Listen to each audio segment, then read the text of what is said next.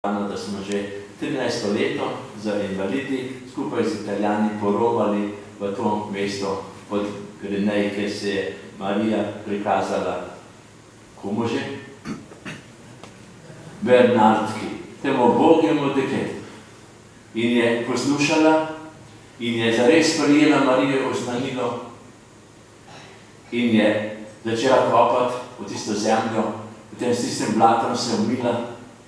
In takrat je začela teči voda in če bi želeli, imam še 10 litrov še na Dobrovi luške vode. In če Bog da, čez nekaj mesecev, 19. junija, zopet poromamo tja. Se pravi, bolniki, Lurd. Mislim, da je vse jasno. Papež in 3 papeži, sedaj že v teh časih, 27 let že to traja, so napisali tudi poslanico bolnikom.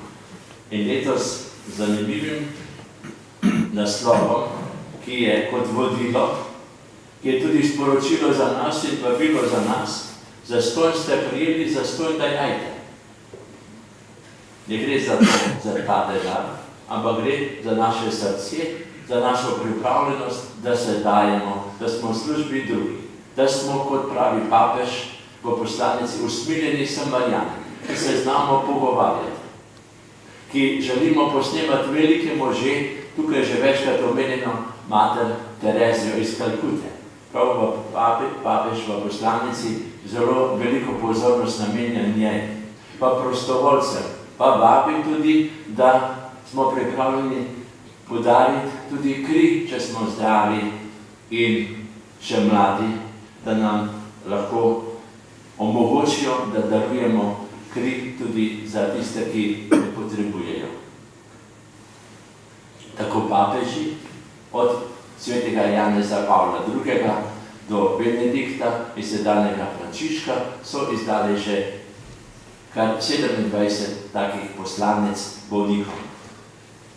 In kaj ne bo naš odgovor na vse to, na papeževo povabilo, na odgovor svete Bernardke, da smo tudi mi odprti za človeka, ki je v stiski. Da znamo prisluhniti, videti, da nam ni težko nekomu pomagati, če se znajdemo v takih situaciji, da doma potrpimo s temi ljudmi. Zdaj bomo kar stopili v domačo hišo, sosedov in tam, ki koga poznamo, v bolnici ne moramo iti, ker so pripovedani obiski, pa bomo za vse te, pa tudi tiste, ki se jih niče ne spominja, pa so domu na Vrhniki, pa v Logatcu, pa še kje druge, molili eno zdravo Marijo.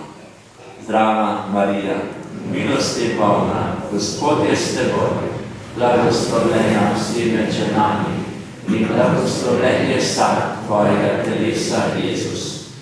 Sveta Marija, Mati Božja, prosi za nas grešnike, zdaj in ob naši smrtni uri. Amen. Končam pa samo z besedo iz poslanice ob koncu, kako papež moli. In tudi mi bomo za njega molili.